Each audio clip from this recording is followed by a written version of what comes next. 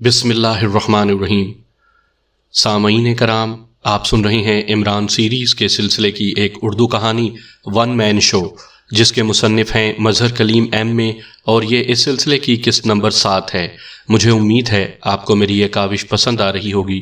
آپ نے اگر ابھی تک میرا چینل کہانی گھر سبسکرائب نہیں کیا تو ابھی میرے چینل کو سبسکرائب کر کے بیل نوٹیفیکیشن آن کر لیجئے تاکہ آنے والی ہر نئی کہانی کی اطلاع بر وقت آپ تک پہنچ سکے۔ میں عمران سے ملا ہوں لیکن وہ اس معاملے میں دلچسپی ہی نہیں لیتے، وہ ہر بات کو مذاق میں اڑا دیتے ہیں، فرینک نے کہا۔ اس کی یہی عادت تو اسے خراب کیے ہوئے ہے۔ بہرحال آئی ایم سوری، اس معاملے میں تمہاری کوئی مدد نہیں کر سکتا، سر رحمان نے انتہائی سرد لہجے میں کہا، اور ساتھ ہی انہوں نے مسافے کے لیے ہاتھ بڑھا دیا۔ فرینک سمجھ گیا کہ یہ اس کے جانے کا اشارہ ہے، چنانچہ وہ تیزی سے اٹھا اور اس نے سر رحمان سے مصافحہ کر کے ان کا شکریہ ادا کیا اور دروازے کی طرف مڑ گیا۔ سنو نوجوان، اچانک اسے اپنی پشت پر سر رحمان کی ٹھہری ہوئی آواز سنائی دی اور وہ تیزی سے مڑا۔ یس سر، فرینک نے حیرت بھرے لہجے میں جواب دیتے ہوئے کہا، کیونکہ سر رحمان کے اس طرح اچانک بلانے کی وجہ اسے سمجھ نہ آئی تھی، کیونکہ سر رحمان تو اپنی بات ختم کر چکے تھے۔ ادھر آؤ، بیٹھو، سر رحمان نے کرسی کی پشت سے سر ٹکاتے ہوئے کہا، اور فرینک اسی طرح حیرت بھرے انداز میں انہیں دیکھتا ہوا واپس آیا اور میز کے سامنے موجود کرسی پر بیٹھ گیا۔ تم واقعی ریڈ ٹی سے اپنے ملک کی رقم واپس لینا چاہتے ہو؟ سر رحمان نے پوچھا۔ یس سر، اسی لیے تو میں یہاں آیا ہوں، فرینک نے سر ہلاتے ہوئے کہا۔ تو اب تک تم نے کیا کیا ہے؟ سر رحمان نے آگے کی طرف جھکتے ہوئے پوچھا۔ میں اکیلا کیا کر سکتا ہوں؟ میرا پروگرام تو یہ تھا کہ میں یہاں کی انٹیلیجنس کے ساتھ مل کر کام کروں گا، اس طرح ریڈ ٹی کا بھی خاتمہ ہو جائے گا اور ہماری رقم بھی برآمد ہو جائے گی۔ لیکن یہاں آنے کے بعد میں عجیب سی صورتحال میں پھنس گیا ہوں۔ پہلے سپرنٹینڈنٹ فیاض زخمی ہو گئے ہیں، میں نے ان سے گھر پر ملنا چاہا تو ملاقات ہی نہ ہو سکی، اب ملا ہوں تو کیس محکمے سے ہی ٹرانسفر ہو چکا ہے، سیکرٹ سروس کو میں جانتا نہیں اور اس کے ہیڈ کوارٹر کا کسی کو علم ہی نہیں، فرینک نے برا سا منہ بناتے ہوئے جواب دیا۔ کیا تم عمران سے ملے ہو؟ سر رحمان نے اسے غور سے دیکھتے ہوئے کہا۔ بالکل ملا ہوں، ایک بار نہیں 2 بار، لیکن وہ صاحب پٹھے پر ہاتھ ہی نہیں رکھنے دیتے، ہر بات مذاق میں اڑا دیتے ہیں، فرینک نے جواب دیا۔ تم اس سے کس مقصد کی خاطر ملے تھے؟ سر رحمان نے پوچھا۔ میں نے سنا تھا کہ وہ سیکرٹ سروس کے لیے کام کرتے ہیں، اس لیے میں نے سوچا کہ انہیں سیکرٹ سروس کے ہیڈ کوارٹر کا علم ہوگا، فرینک نے جواب دیا۔ آج سے کتنے روز پہلے ملے تھے؟ سر رحمان نے پوچھا۔ 2 روز قبل، فرینک نے ایک لمحہ خاموش رہنے کے بعد جواب دیا۔ اور فیاض سے کب ملے تھے؟ سر رحمان نے ہونٹ بھینچتے ہوئے پوچھا۔ ابھی آپ سے ملنے سے پہلے، فرینک نے کچھ نہ سمجھتے ہوئے کہا۔ تو اس کا مطلب ہے کہ تمہیں سیکرٹ سروس کے ہیڈ کوارٹر کے متعلق بتا دینا چاہیے۔ ٹھیک ہے، میں اس کی فائل منگواتا ہوں، سر رحمان نے کہا اور میز پر پڑا ہوا انٹرکام کا بٹن دبا دیا۔ یس سر، دوسری طرف سے پوچھا گیا۔ فیاض کو بھیجو، سر رحمان نے کرخت لہجے میں کہا۔ یس سر، دوسری طرف سے کہا گیا اور سر رحمان نے انٹرکام کا بٹن دوبارہ پریس کر دیا۔ چند لمحوں بعد ہی دروازے سے فیاض کی شکل نظر آئی۔ وہیں دروازے پر ہی رک جاؤ فیاض، سر رحمان نے فیاض کو دیکھتے ہی تیز لہجے میں کہا، اور اس کے ساتھ ہی میز کی دراز میں پڑا ہوا ان کا ہاتھ تیزی سے باہر آیا اور فرینک بری طرح چونک پڑا۔ سر رحمان کے ہاتھ میں ریوالور تھا۔ اب سچ سچ بتا دو کہ تم دراصل کون ہو اور تمہیں پاکیشیا سیکرٹ سروس کے ہیڈ کوارٹر کی کیوں تلاش ہے؟ سر رحمان نے انتہائی کرخت لہجے میں کہا۔ یہ آپ کیا کر رہے ہیں؟ میں تو آپ کو ذمہ دار افسر سمجھتا رہا ہوں، لیکن آپ انتہائی غیر ذمہ دارانہ اقدام کر رہے ہیں۔ بتایا تو ہے کہ میں ریڈ ٹی کو پکڑنے کے لیے سیکرٹ سروس کے ساتھ مل کر کام کرنا چاہتا ہوں، فرینک نے اپنے آپ کو سنبھالتے ہوئے جواب دیا۔ اس بار اس کے لہجے میں بے پناہ تلخی تھی۔ تم عمران اور فیاض کو تو بے وقوف بنا سکتے ہو، مجھے نہیں، سمجھے؟ آج سے پہلے تمہیں علم ہی نہیں تھا کہ کیس سیکرٹ سروس کے پاس ٹرانسفر ہو چکا ہے یا نہیں، کیونکہ کیس بھی کل ہی ٹرانسفر ہوا ہے۔ تو پھر تم اس سے پہلے سیکرٹ سروس کے ہیڈ کوارٹر کو کیوں تلاش کر رہے تھے؟ سر رحمان نے کھا جانے والے لہجے میں کہا۔ آپ کو خواہ کوئی غلط فہمی ہوئی ہے جناب، آپ نے میرے سرکاری کاغذات دیکھ کر اطمینان کر لیا ہے، مزید اطمینان چاہیے تو آپ چیف باس کو کال کر کے ان سے تسلی کر لیں۔ دراصل مجھے پہلے سے یقین تھا کہ ریڈ ٹی یہاں کی انٹیلیجنس کے بس کا روگ نہیں ہے۔ جس طرح اس نے سپر فیاض کو دیدہ دلیری سے کھلے عام گولی مار دی تھی، اس کے بعد کیس کا انٹیلیجنس سے ٹرانسفر ہو جانا ایک یقینی امر تھا، اور ظاہر ہے اس کے بعد کیس لازماً سیکرٹ سروس کو ہی جاتا۔ میں نے کوشش کی کہ عمران سنجیدہ ہو جائے، لیکن وہ آخر تک غیر سنجیدہ ہی رہا۔ فرینک نے ہونٹ چباتے ہوئے کہا، ٹھیک ہے، تمہاری توجیہ قابل قبول ہے۔ سر رحمان نے چند لمحے سوچنے کے بعد کہا اور ریوالور واپس جیب میں رکھ لیا۔ ان کے اچانک ریوالور نکالنے پر فیاض نے بھی تیزی سے ریوالور نکال لیا تھا، اور شاید سر رحمان نے اسے بلایا بھی اسی مقصد کے لیے تھا۔ سر رحمان کے ڈھیلے پڑتے ہی فیاض نے بھی ریوالور واپس ہولسٹر میں ڈال لیا۔ میں نے تمہیں بلایا اور مقصد کے لیے تھا، لیکن تمہاری باتوں سے میں مشکوک ہو گیا تھا۔ اگر تم واقعی ریڈ ٹی کے خلاف کام کرنا چاہتے ہو تو تمہیں اس احمق کو راضی کرنا پڑے گا۔ سر رحمان نے ہونٹ چباتے ہوئے کہا۔ احمق؟ فرینک نے چونک کر پوچھا۔ میں عمران کی بات کر رہا ہوں۔ وہ احمق ضرور ہے، لیکن جب وہ کام کرنے پر آ جائے تو پھر پیچھے نہیں ہٹتا۔ آخر وہ میرا ہی خون ہے، سمجھے؟ جاؤ، وہ تمہارا دوست ہے، اس لیے تم چاہو تو اسے راضی کر سکتے ہو، سر رحمان نے کہا، اور فرینک سر ہلاتا ہوا اٹھ کھڑا ہوا۔ ٹھیک ہے جناب، میں آپ کی بات سمجھ گیا ہوں، شکریہ، فرینک نے کہا اور تیزی سے دروازے کی طرف بڑھ گیا۔ فیاض اس کے دروازے کے قریب پہنچتے ہی ایک طرف ہٹا اور فرینک سر ہلاتا ہوا دروازے سے باہر آ گیا۔ اس کے چہرے پر ایک فیصلہ کن تاثر موجود تھا، جیسے وہ کسی حتمی نتیجے پر پہنچ گیا ہو۔ جولیا بیڈ کے قریب پہنچتے ہی یک لخت اپنی جگہ سے اچھلی، اور دوسرے لمحے اس نے پوری قوت سے سامنے موجود ریڈ ٹی کے سینے پر نہ صرف بھرپور فلائنگ کک مار کر اسے اچھال کر پشت کے بل نیچے گرا دیا تھا، بلکہ اچھلتے وقت اس نے بجلی کی سی تیزی سے اپنا اوپر والا دھڑ موڑ کر راکی کے ہاتھ سے مشین گن بھی کھینچ لی تھی، اور مشین گن لیتے ہی اس کا جسم کمان کی طرح گھومتا ہوا واپس زمین کی طرف آیا، اور پھر اس کے قدم زمین سے بعد میں لگے، جبکہ اس کی مشین گن نے شعلے پہلے اگل دیے، اور عمران اور تنویر کے پیچھے کھڑے ہوئے مشین گن بردار اور ان سے فوراً بعد حیرت سے ٹھٹک کر رکنے والی راکی اور اس کے ساتھی بیک وقت ہی گولیوں کے زد میں آ کر چیختے ہوئے فرش پر گرے، اور جولیا نے مشین گن کی نال فرش پر پڑے ریڈ ٹی کی گردن پر جما دی۔ Well done Julia, well done, Imran نے یک لخت ایک جھٹکے سے رسیاں ہٹا کر کرسی سے اٹھتے ہوئے کہا، اور دوسرے لمحے وہ اچھل کر بیڈ پر پیر رکھتا ہوا فرش پر گرے ریڈ ٹی کے سر پر پہنچ گیا۔ یہ سب کچھ اس قدر تیزی سے ہوا تھا کہ دوسرے ممبر صرف پلکیں جھپکتے ہی رہ گئے تھے۔ ادھر ریڈ ٹی بھی فرش پر گر کر ایک لمحے کے لیے بے حصہ ہو گیا تھا، لیکن پھر عمران کے اس کے سر پر پہنچتے ہی اسے جیسے ہوش آ گیا۔ اس کی ٹانگیں بجلی کی سی تیزی سے سمٹیں، اور اس کے ساتھ ہی جولیا چیختی ہوئی اچھل کر پیچھے گری۔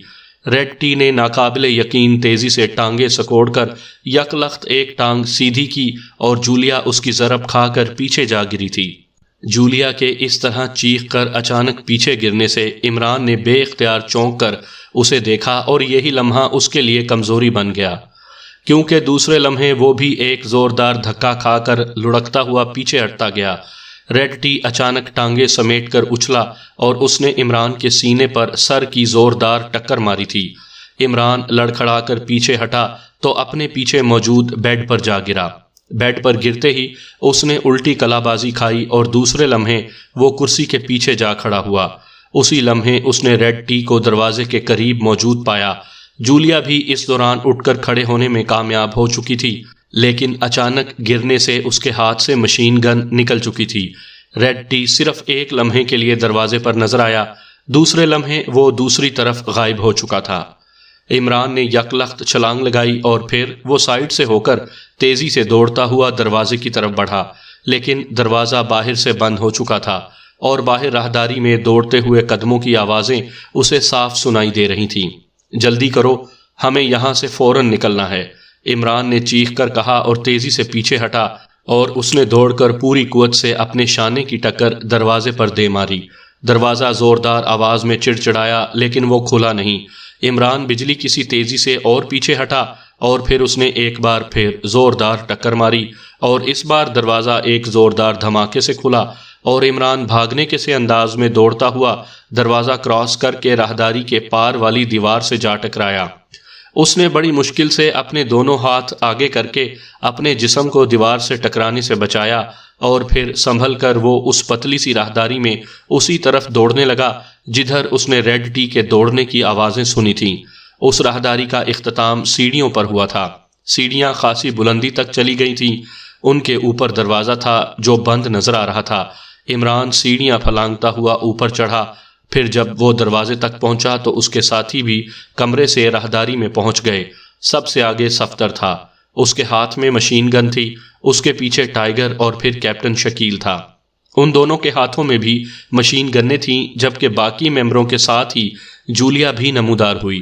ایک مشین گن اس کے ہاتھ میں بھی تھی۔ عمران نے ایک لمحے کے لیے رک کر دروازے سے کان لگا دیے، لیکن دوسری طرف خاموشی طاری تھی۔ عمران نے دروازے کو دھکیلا تو دروازہ کھلتا چلا گیا، اور عمران نے یک لخت باہر چھلانگ لگائی، اور پھر وہ تیزی سے فرش پر رول ہوتا ہوا چلا گیا اور سامنے برآمدے کے ستون کے پیچھے پہنچ کر اٹھ کھڑا ہوا۔ اس نے یہ حرکت اس لیے کی تھی کہ اگر برآمدے میں کوئی موجود ہو تو وہ اس پر فائر نہ کھول سکے، لیکن برآمدہ خالی پڑا ہوا تھا۔ یہ ایک کوٹھی کا فرنٹ تھا، سامنے لان تھا جس کی دوسری طرف موجود پھاٹک کھلا ہوا تھا، اور عمران سمجھ گیا کہ ریڈ ٹی نکل جانے میں کامیاب ہو چکا ہے۔ کوٹھی میں اور کوئی آدمی نظر نہیں آ رہا تھا۔ عمران نے ہاتھ کے اشارے سے سب کو باہر بلا لیا۔ اب ہمیں سائڈ کی کوٹھی سے نکلنا ہوگا۔ ہو سکتا ہے کہ کوٹھی کے سامنے اور عقبی طرف کوئی چکر موجود ہو، عمران نے تیز لہجے میں کہا، اور وہ سب سائڈ کی کوٹھی کی طرف دوڑ پڑے۔ درمیانی دیوار کچھ زیادہ اونچی نہ تھی، اس لیے عمران آسانی سے اسے پھلانگ گیا، اور اب یہ شاید ان کی خوش قسمتی تھی کہ یہ کوٹھی بالکل خالی تھی۔ اس کوٹھی کی دوسری طرف گلی تھی۔ عمران نے یہاں بھی احتیاط کی۔ اس کوٹھی کے سامنے اور عقبی طرف سے جانے کے بجائے وہ سائڈ کی گلی میں دیوار پھلانگ کر اترا، اور چند لمحوں بعد باقی ٹیم بھی اس کی پیروی کرتی ہوئی گلی میں پہنچ گئی۔ تم سب بکھر کر اپنے اپنے ٹھکانوں پر جاؤ گے، لیکن فلیٹوں پر نہیں بلکہ ایمرجنسی ٹھکانوں پر، اور آج کے بعد تم سب نے میک اپ میں رہنا ہے اور ایک دوسرے سے بات چیت کے لیے ٹرانسمیٹر استعمال کرنے ہیں۔ عمران نے گلی میں پہنچتے ہی انہیں ہدایات دیں، اور پھر ٹائیگر کو اپنے پیچھے آنے کا اشارہ کرتے ہوئے وہ تیزی سے سامنے کے رخ دوڑتا چلا گیا۔ ریڈ ٹی پاگلوں کے سے انداز میں کمرے میں ٹہل رہا تھا۔ اس کے دونوں ہاتھوں کی مٹھیاں بنچی ہوئی تھیں، اور وہ بار بار انہیں کھولتا اور بند کرتا۔ اس کی آنکھوں سے جیسے شعلے سے لپک رہے تھے، اور چہرے پر جنون کے آثار نمایاں تھے۔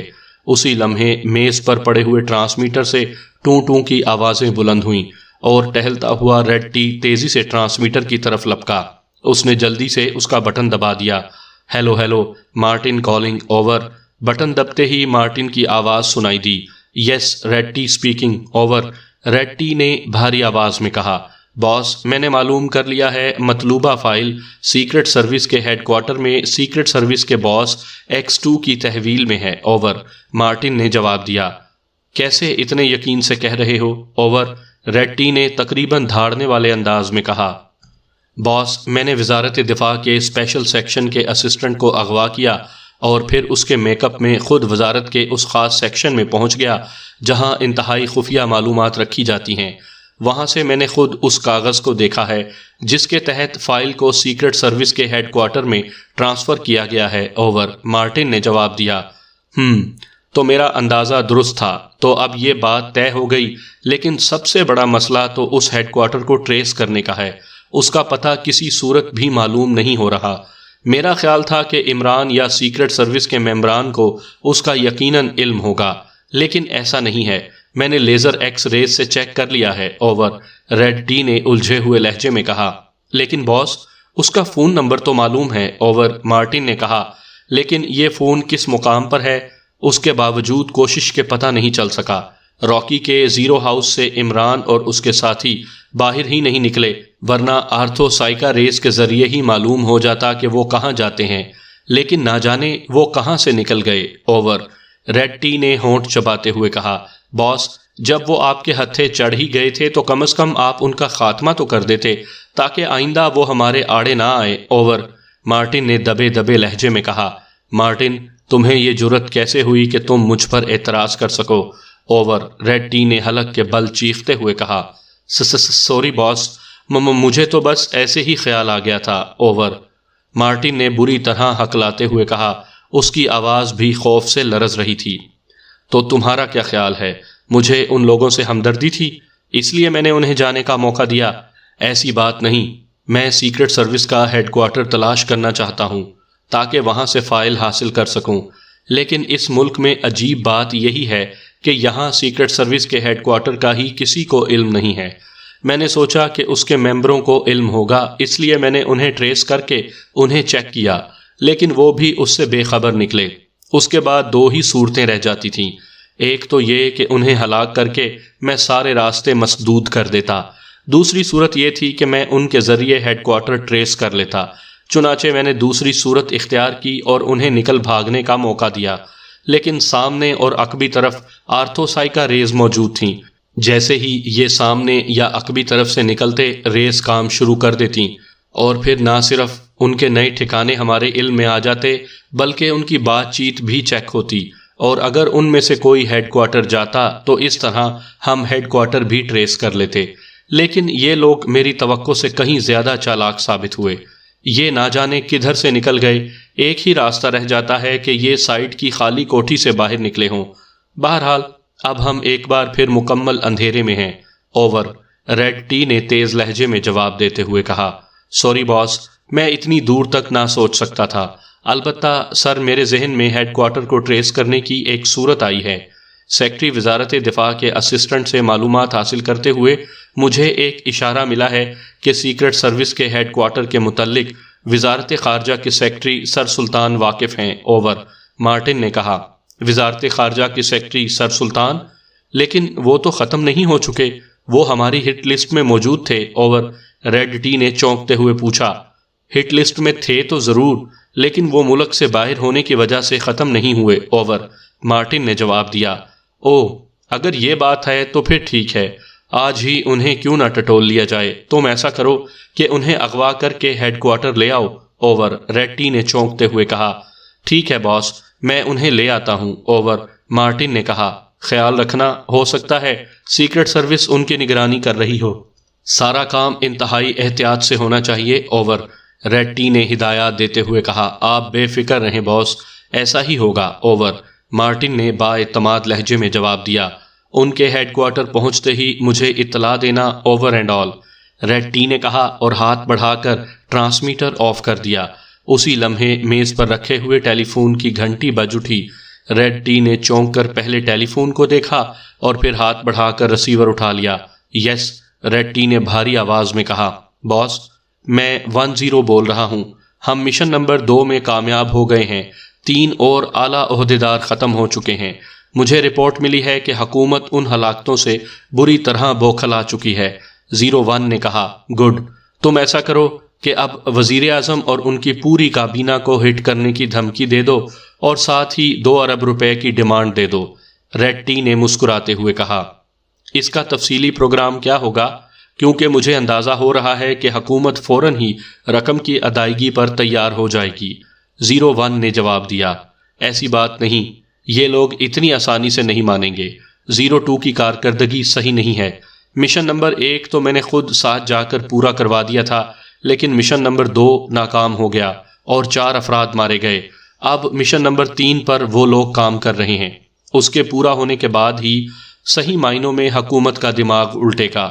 ریڈ ٹی نے تیز لہجے میں کہا۔ تو کیا ابھی 02 کے مشن نمبر 3 کے نتیجے کا انتظار کیا جائے؟ 01 نے پوچھا۔ وہ ہوتا رہے گا، تم 1 ہفتے کی مہلت دے دو اور ساتھ ہی مشن نمبر 3 کا مبہم سا حوالہ دے دینا تاکہ وہ مشن پورا ہوتے ہی بات بن جائے۔ رقم حاصل کرنے کا وہی طریقہ رہے گا، یعنی سوئس بینک میں رقم کا جمع ہونا۔ ریڈ ٹی نے کہا۔ ٹھیک ہے باس، ایسا ہی ہوگا۔ 02 کا مشن نمبر 3 وہی ڈیم کی تباہی ہے نا؟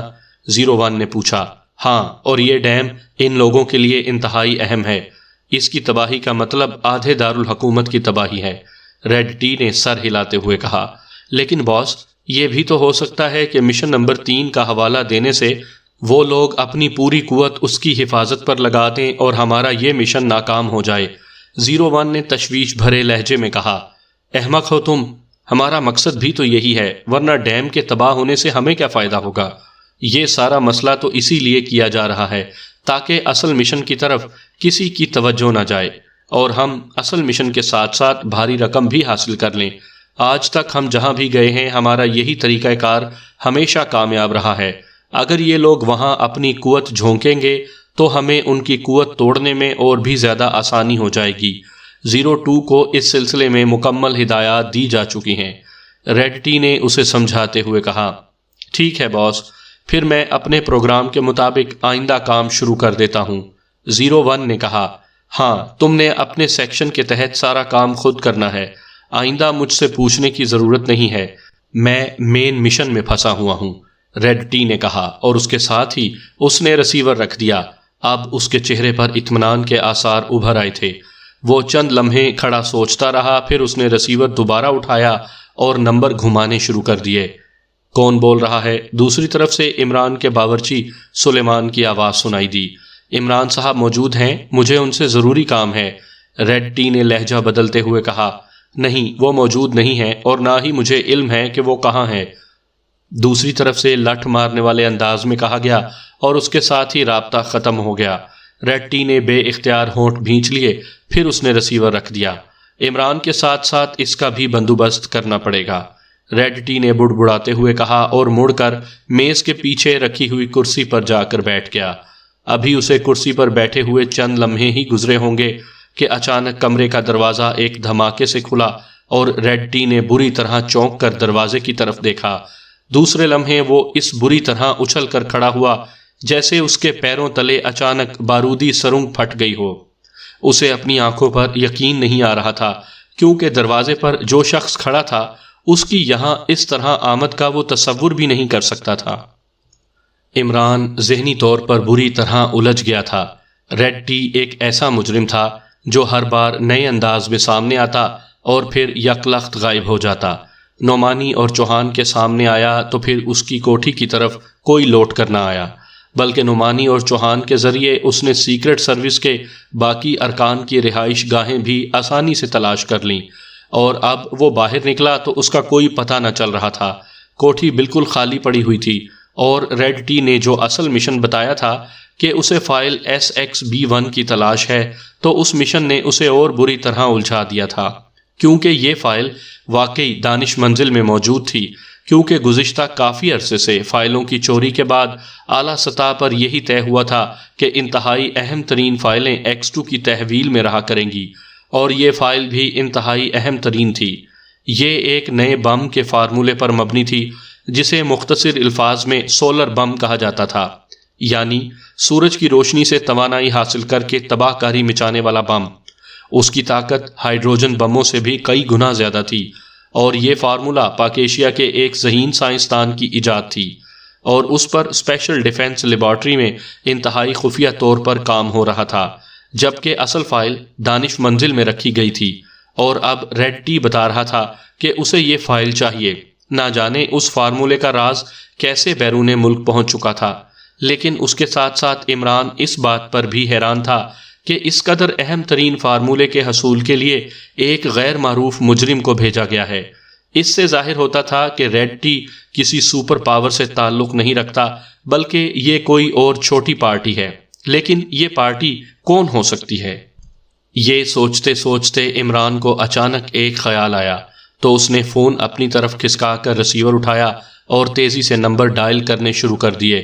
وہ اس وقت دانش منزل کے آپریشن روم میں موجود تھا، اور ریڈ ٹی کی کوٹھی سے نکلنے کے بعد اس نے سب سے پہلے تمام حالات سے بلیک زیرو کو آگاہ کرنا زیادہ مناسب سمجھا تھا۔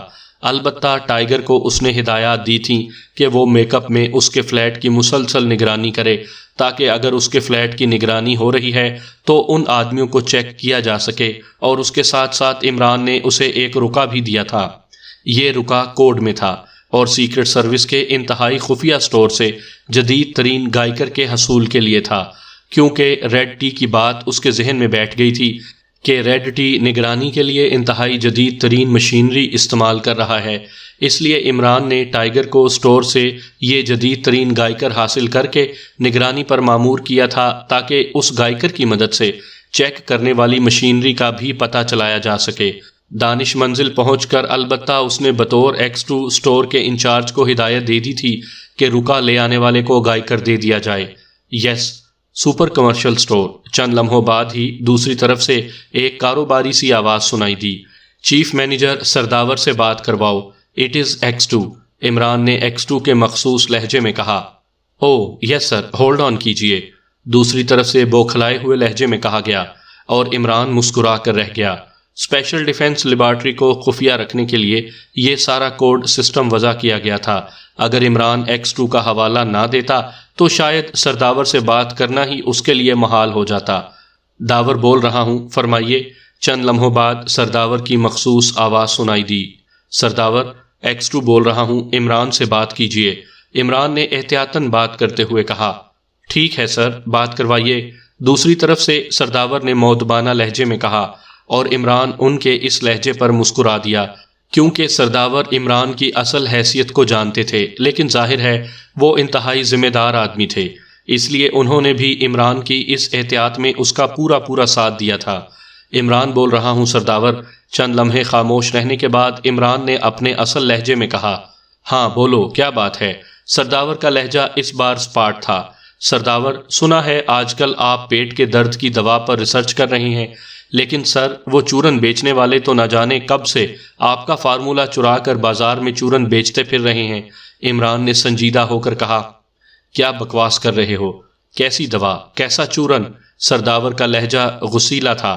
یقین کیجئے، آج بازار سے گزرا تو ایک آدمی سائیکل پر چورن کی بوتلیں رکھے آواز لگا رہا تھا کہ پیٹ کے درد کے لیے داوری چورن خریدیے اور آزما لیجئے، داوری چورن اندر اور پیٹ کا درد باہر۔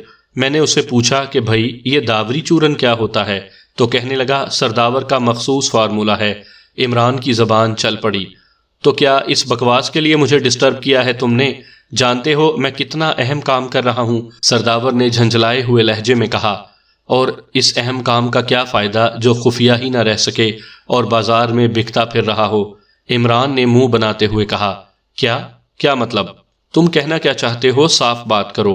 سرداور کی یکلخت چونکتی ہوئی آواز سنائی دی۔ پیٹ کی صفائی کے لیے ہی تو یہ چورن بے حد اکثیر بتایا جاتا ہے سرداور، لیکن آپ یہ تو سوچیں کہ آپ کا منصوبہ کتنی صفائی سے لیک آؤٹ ہو گیا ہے۔ عمران نے کہا، او، کہیں تم یہ تو نہیں کہنا چاہتے کہ میں جس منصوبے پر کام کر رہا ہوں وہ لیک آؤٹ ہو چکا ہے؟ ایسا ہونا ناممکن ہے، قطعی ناممکن۔ سرداور کے لہجے میں سختی تھی۔ آپ اس SXB1 چورن پر ہی کام کر رہے ہیں نا؟ وہی پیٹ کے درد کا چورن؟ عمران نے سنجیدہ لہجے میں کہا۔ ہاں ٹھیک ہے، میں سمجھ گیا، ٹھیک ہے، اس چورن پر کام کر رہا ہوں، لیکن تمہارے پیٹ میں یہ کیا درد اٹھا ہے اچانک؟ سرداور نے عمران کی بات سمجھتے ہوئے جواب دیا۔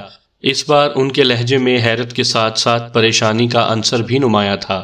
میں درست کہہ رہا ہوں جناب، میں نے خود اس کے پاس چورن دیکھا ہے، لیکن شاید اسے پورے فارمولے کا ابھی علم نہیں ہے، اس لیے وہ صرف اسے داوری چورن کہہ رہا تھا، حالانکہ اسے سرداوری چورن کہنا چاہیے تھا۔ عمران نے سر ہلاتے ہوئے کہا، دیکھو عمران، مجھے تمہاری ان باتوں سے شدید الجھن ہو رہی ہے۔ یہ چورن وغیرہ کا قصہ مجھ سے نہیں نبھ سکتا، تم کھل کر بات نہیں کر سکتے؟ سرداور نے ایک لمحہ خاموش رہنے کے بعد تیز لہجے میں کہا، اور عمران سرداور کی الجھن سمجھ گیا۔ سرداور سائنسدان تھے، جاسوس تو نہ تھے کہ کوڈ ورڈز میں آسانی سے باتیں کرتے رہتے۔ انہیں واقعی ذہنی طور پر الجھن محسوس ہو رہی تھی۔ کیا آپ کا فون کہیں سے سنا تو نہیں جا رہا؟ عمران نے پوچھا۔ او نہیں، تم اس لیے ایسی باتیں کر رہے ہو؟ کھل کر بات کرو۔ میں نے اسے پہلے ہی سیکیور کر لیا تھا، سرداور نے چونک کر کہا۔ اچھا، تو سرداور صاحب، اس XB1 کی فائل کے حصول کے لیے ایک مجرم میدان میں آ چکا ہے۔ اب بتائیے کہ یہ کیسے لیک آؤٹ ہوا؟ عمران نے اس بار براہ راست بات کرتے ہوئے کہا۔ یہ ناممکن ہے، لیبارٹری سے یہ راز کیسے لیک آؤٹ ہو سکتا ہے؟ تم جانتے ہو کہ یہاں کس قدر زبردست حفاظتی انتظامات ہیں؟ سرداور نے یقین نہ آنے والے لہجے میں جواب دیتے ہوئے کہا۔ یہی تو میں پوچھنا چاہتا ہوں، اور یہ بھی بتا دوں کہ یہ منصوبہ ابھی تک کسی سپر پاور کے پاس نہیں پہنچا، کیونکہ جو مجرم سامنے آیا ہے وہ غیر معروف سا مجرم ہے۔ ظاہر ہے یہ راز کسی ایسے ملک کے ہاتھ چڑھا ہے جو اس لائن میں زیادہ بڑی حیثیت نہیں رکھتا۔ اس لیے وہ دوسرے درجے کے مجرم کو سامنے لے آیا ہے۔ عمران نے سنجیدہ لہجے میں کہا، چھوٹا ملک؟ لیکن وہ کون سا ملک ہو سکتا ہے؟ میرے خیال میں تو ایسا ناممکن ہے۔ سرداور نے پریشان سے لہجے میں کہا، آپ کی لیبارٹری کا کوئی سائنسدان چھٹی پر گیا ہو یا کسی کانفرنس میں شامل ہوا ہو، آخر کہیں نہ کہیں سے تو لیکیج ہوئی ہے۔ عمران نے اشارہ دیتے ہوئے کہا، چھٹی نہیں، کوئی چھٹی پر نہیں گیا۔ ارے ہاں، ایس ٹی طاہر 4-5 ماہ پہلے ہالینڈ کی ایک سائنس کانفرنس میں ضرور گیا تھا، لیکن ایس ٹی طاہر تو انتہائی ذمہ دار سائنسدان ہے، اس سے اس قسم کی بات کی توقع بھی نہیں کی جا سکتی، سرداور نے چونکتے ہوئے کہا۔